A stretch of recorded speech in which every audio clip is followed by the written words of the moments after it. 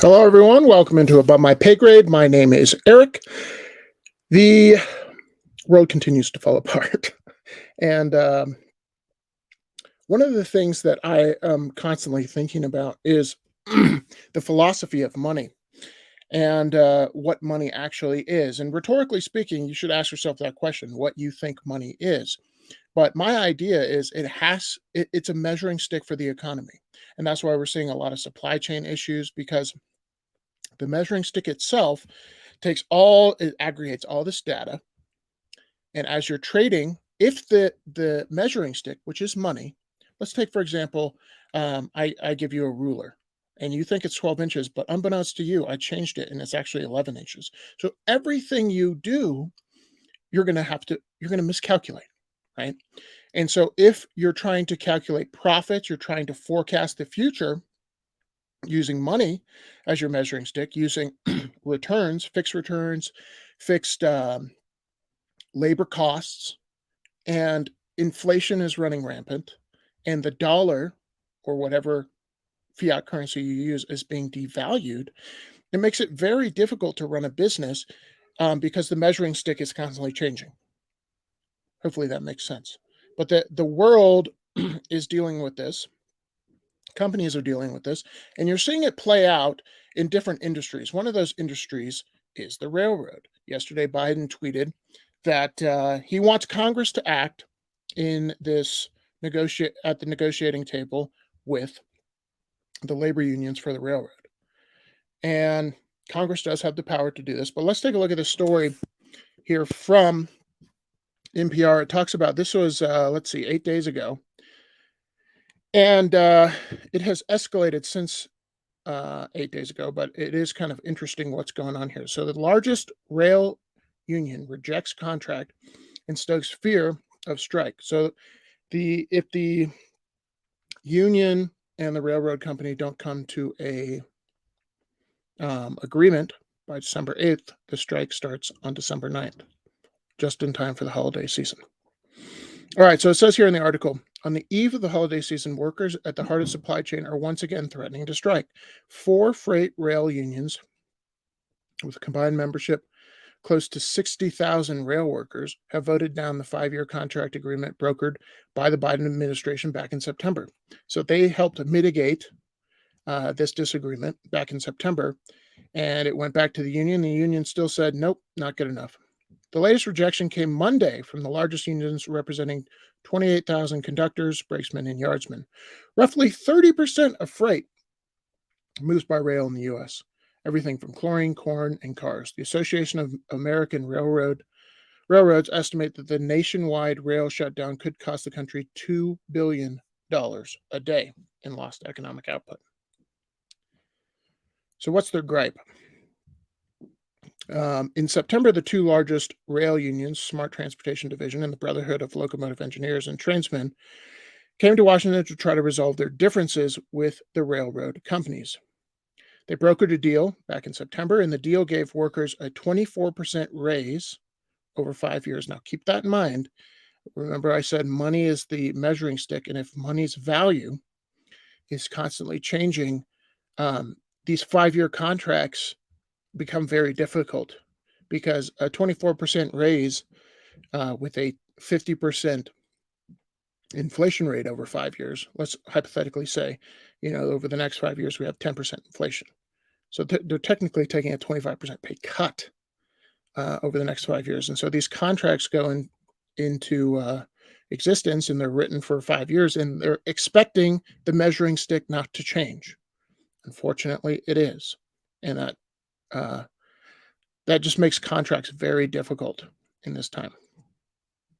So they have this 24% raise over 5 years, an additional personal day, caps on healthcare costs. It also includes some modifications to the railroad's strict attendance policy, allowing workers to attend to medical needs without facing penalty for missing work. All right. So that was what was brokered in September, and they didn't sign that.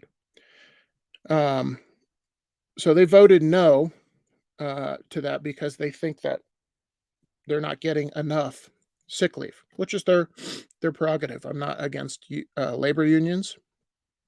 But I always tell people, if the company's sticking to its guns ultimately, and they're going to shut down, that tells you that they don't have as much wiggle room to pay you more, give you more time off as you might think. Because a labor union could say, "Hey, we're not going to work," which is their prerogative.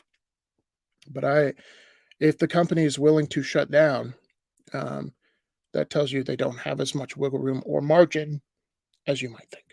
All right. All right. Back to the article here. So there was no agreement. Nobody came to an agreement, and as of 12:01 on December 9th, or 12:01, yeah, on December 9th, the railroads will lock workers out, and workers will go on strike. All right, so what can Congress do? Should there be a strike, Congress would likely intervene within hours. The Railway Labor Act allows Congress to take any number of measures to get trains running again, including imposing some version of the contract or extending the status quo, kicking any decision to the next Congress. All right, so they can kind of delay the inevitable, which is workers striking. So the big sticking thing is paid sick leave. The unions acknowledged that the agreement sent to the rank and file to vote on fell short of what they had hoped for. While the deal did include substantial raises that puts workers slightly ahead of inflation, it did not deliver any paid sick days, a major disappointment to workers after carrying the railroad through the pandemic. Unions were able to secure protection for workers from strict attendance policies employed by a couple of the railroads. Under the deal, workers can miss work to attend medical issues without being assessed disciplinary points, but there are limitations, and the time off is unpaid. So, I see they have a point, and unions supposedly are there to protect workers, um, but you cannot squeeze blood from a rock. So if the railroad is having an issue, meaning their margins are getting compressed because of inflation, because of energy prices, they have less wiggle room to actually negotiate. Um, and yeah, I think a lot of this can be explained if you kind of understand that money and the measuring stick of the economy, the way we communicate value, is being distorted. And so when we write these contracts, everyone's kind of trying to forecast out into the future, and it's becoming harder and harder and harder. Because if the railroad is trying to look at their profit margin and then trying to look at their labor costs, and they're taking all this into account, it's very difficult to forecast because energy is not a fixed cost. Because they're trying to fix that labor cost, but inflation is making it very difficult. And I think you're going to see more of this throughout the economy. I think you're going to see breakdowns internationally as well, because some people benefit from inflation, just like in the United States with the Cantillon effect. Some people benefit and some people don't. And bottom line is, if you have a measuring stick, it needs to be fixed, and that's a problem that's way bigger than just the railroad.